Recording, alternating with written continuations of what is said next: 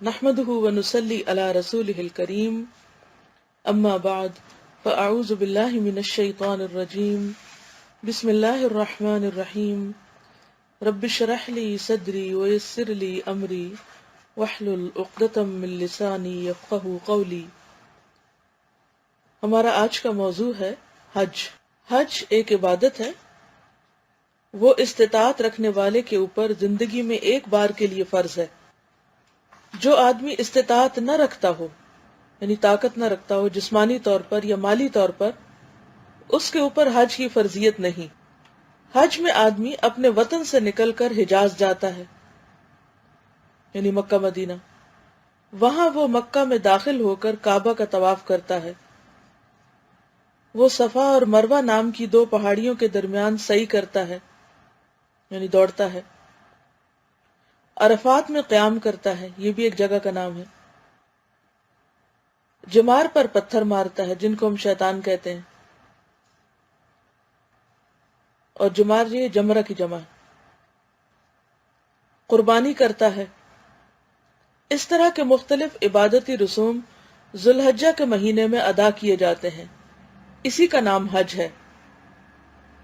یہاں پر یہ بات یاد رہے کہ جیسے کتاب کے شروع میں ہم نے بات کا ذکر کیا تھا کہ یہ کتاب کسی مسلمان کو اسلام پر عمل کرنے کے طریقے بتانے کے لیے تو ہے ہی، لیکن اس سے زیادہ اس کا مقصد دوسروں کو اسلام سے متعارف کرانا ہے، یعنی نان مسلمز کو، یا پھر اپنی آئندہ جنریشنز کو، چھوٹے بچوں کو، یا مسلمانوں کے اندر بھی ایسے افراد کو کہ جو اسلام کا نام تو جانتے ہیں لیکن اسلام کی پہچان نہیں۔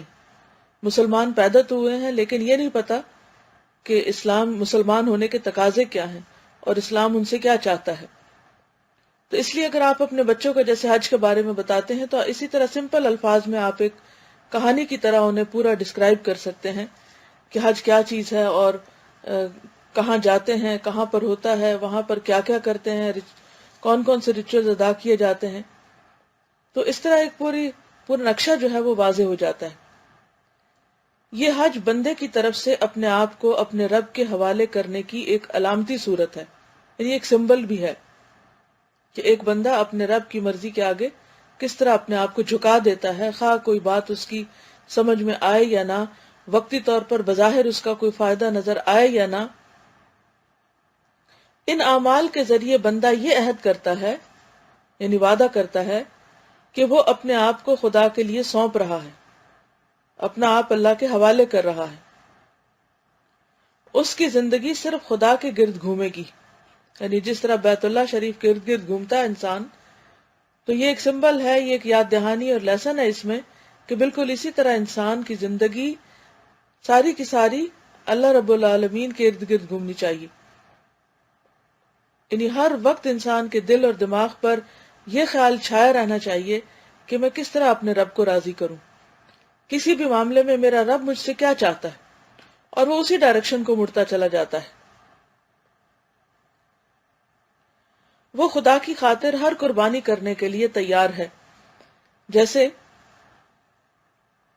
انسان وہاں جا کر جانوروں کا خون بہاتا ہے اور قربانی کرتا ہے، اور اسی طرح اپنے گھر بار کی، نیند آرام کی اور وطن کی قربانی کرتا ہے، تو یعنی وطن سے جدائی کی، رشتہ داروں سے جدائی کی قربانی کرتا ہے۔ تو یہ دراصل اس بات کی علامت ہے کہ بندہ اپنے رب کی خاطر ہر چیز کو چھوڑ سکتا ہے اور تکلیفیں برداشت کر سکتا ہے، اور جس طرح وہ جانور کا خون بہا رہا ہے، اسی طرح جب اس کا رب چاہے گا تو وہ اپنا آپ بھی قربان کرنے کو تیار ہو جائے گا، کیونکہ اللہ سبحانہ وتعالیٰ نے قرآن پاک میں فرمایا کہ لن ینال اللہ لحومها ولا دماؤها، اللہ کو نہ ان جانوروں کے خون پہنچتے ہیں اور نہ گوشت پہنچتا ہے، کیونکہ اللہ تعالیٰ کو تو ان قربانیوں کی ضرورت نہیں۔ ولکن ینالہ التقوی منکم، لیکن اس کو تمہارا تقوی پہنچتا ہے۔ تو اس سے یہ پتہ چلتا ہے کہ حج انسان کے اندر تقوی پیدا کرتا ہے، اللہ سے ایک خاص تعلق پیدا کرتا ہے۔ جب انسان دنیا کی ساری چیزیں چھوڑ کر اپنے آپ کو اللہ کے حوالے کرتے ہوئے ایک ایسی جگہ پر لے جاتا ہے جہاں ہر طرف اللہ کا نام بلند ہو رہا ہوتا ہے، تو وہ دن اس کے زیادہ سے زیادہ اللہ کی یاد میں گزرتے ہیں۔ وہ اس کے لیے ایک تربیتی سبق بھی ہوتا ہے کہ واپس آ کر انسان زیادہ سے زیادہ اللہ کی یاد میں زندگی بسر کرے مختلف کام کرنے کے دوران۔ حج کے عمل کے دوران آدمی کعبہ کے معمار حضرت ابراہیم علیہ السلام اور حضرت اسماعیل علیہ السلام کو یاد کرتا ہے، یعنی اس کی ہسٹری یاد آتی ہے، اور کس نے بنایا اور کہاں سے یہ سب شروع ہوا۔ قدرتی طور پر ان سب باتوں کا خیال آتا ہے۔ وہ پیغمبر اسلام صلی اللہ علیہ وسلم کی تاریخی یادوں کو دیکھتا ہے۔ جہاں تاریخی یادگاریں نظر آتی ہیں وہاں پرسنلی مجھے جب بھی مدینہ جانے کا اتفاق ہوا تو میں چاروں طرف دیکھتی ہوں کہ نئی نئی عمارتیں بن چکی ہیں اور پورا کلچر تبدیل ہو گیا ہے۔ تو ایک طرف یہ بات بہت دل کو سکون دیتی ہے کہ میں رسول اللہ صلی اللہ علیہ وسلم کے بالکل قریب پہنچ گئی ہوں۔ مدینہ میں ہوتے ہوئے یہ احساس رہتا ہے، اور پھر خصوصاً جب مسجد نبی کے اندر ہوں تو احساس اور بھی بڑھ جاتا ہے، درود شریف پڑھنے میں اور لطف آتا ہے۔ پھر جب روضہ مبارک کے اور قریب پہنچتے ہیں تو یوں لگتا ہے بس چند فٹ کا فاصلہ رہ گیا، اور پھر یہ دعا دل سے نکلتی ہے کہ اللہ قیامت کے دن بھی ہمیں آپ کا قرب نصیب کرے اور ہم آپ کے مقرب ترین بندوں میں سے ہوں۔ تو وہاں پر جہاں اور ساری چیزیں تبدیل ہو گئی ہیں، تو ایک تو نبی صلی اللہ علیہ وسلم کا وہاں پر قبر مبارک کا ہونا دل کو ایک بہت تقویت دیتا ہے۔ دوسرے یہ کہ میں ہمیشہ سوچتی ہوں کہ یہ زمین وہی ہے اور یہ آسمان بھی وہی ہے اور یہ فضا بھی وہی ہے۔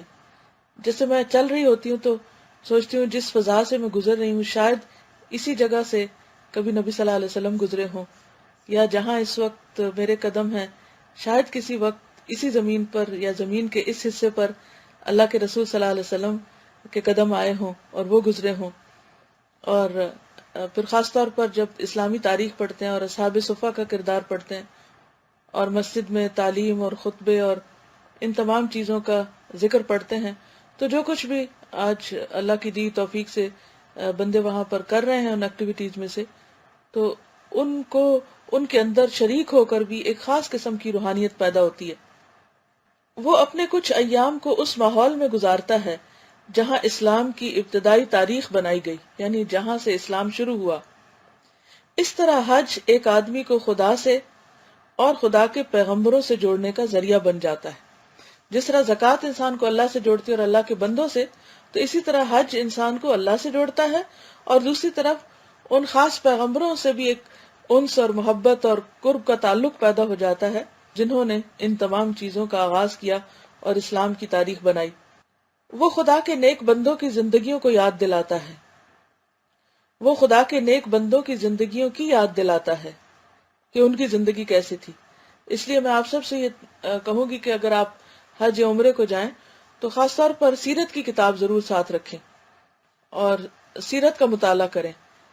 مثلا ہم ایک بار عمرے پر گئے تو وہاں ہم اپنے ساتھ رحیق المختوم لے گئے، تو جب احد پہاڑ کو وزٹ کرنے کے لیے گئے تو ہم نے پورا جنگ احد کا تذکرہ وہاں بیٹھ کر پڑھا۔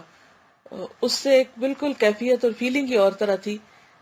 ساتھ ساتھ ہم وہ پڑھ رہے تھے اور ساتھ ساتھ اس علاقے کو دیکھ رہے تھے، اور اس پوری جنگ کا نقشہ جو تھا وہ ذہن میں تازہ ہو گیا۔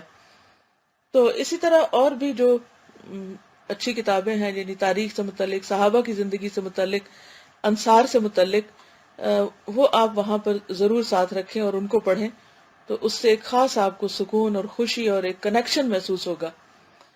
ہم جس دنیا میں اس وقت بستے ہیں اور جس طریقے پر زندگی بسر کر رہے ہیں، جب ہم کتابوں میں پڑھتے ہیں تو وہ بالکل اس سے بہت مختلف معلوم ہوتی ہے، اور کبھی ہم اس کو پوری طرح امیجن نہیں کر پاتے۔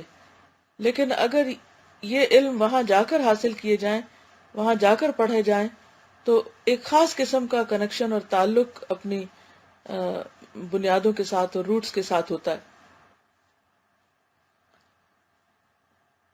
وہ اسلام کی تاریخ سے زندہ تعلق پیدا کرنے کا ذریعہ بن جاتا ہے، یعنی حج کا یہ سفر جو ہے۔ اسی کے ساتھ حج ساری دنیا کے خدا پرستوں کو متحد کرتا ہے، یعنی سب اکٹھے ہوتے ہیں اور ایک دوسرے سے تقویت پاتے ہیں۔ وہ دنیا بھر کے ایمان والوں کے ذہن میں اس حقیقت کو تازہ کرتا ہے کہ ان کی نسلیں اور ان کی قومیتیں خواہ الگ الگ ہوں مگر ایک خدا پر عقیدہ ان کے عالمی اتحاد کی مضبوط بنیاد ہے۔ وطن کے اعتبار سے وہ خواہ کتنے ہی مختلف ہوں، مگر ایک خدا کا پرستار ہونے کے اعتبار سے وہ سب کے سب ایک ہیں اور ہمیشہ ایک رہیں گے۔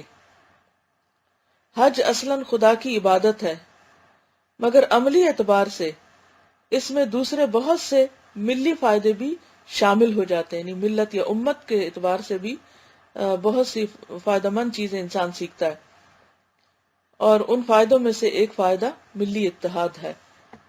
تو اللہ تعالیٰ سے دعا ہے کہ وہ ہمیں بہترین مسلمان بنائے اور بہترین طریقے سے ان عبادات کو کرنے کی توفیق دے، اور اپنے پسندیدہ بندوں میں شامل کر لے، جس طرح اس نے حضرت ابراہیم علیہ السلام اور حضرت محمد صلی اللہ علیہ وسلم کو اپنے چنے ہوئے بندوں میں شامل کیا تھا۔